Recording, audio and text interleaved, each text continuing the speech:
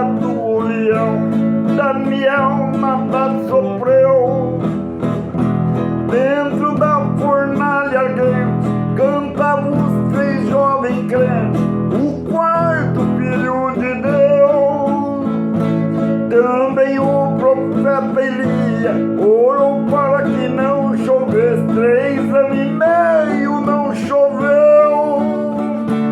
Tornou novamente, choveu abundantemente e toda a planta floresceu.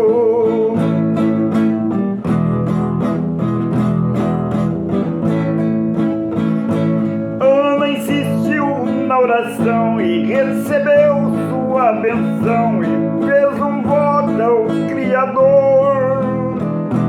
No templo ela foi pedir e tornou voltar ali para dar seu filho ao Senhor.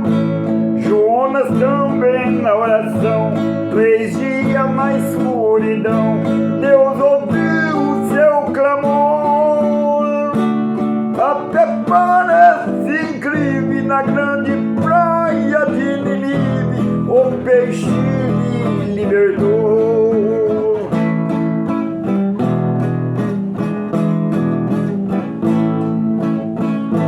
Veio um anjo a Zacarias falando com alegria, Deus ouviu sua oração.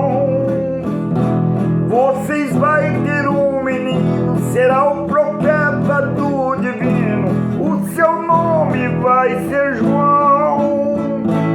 Pedro sendo aprisionado, bem seguro e acorrentado, e a igreja em oração.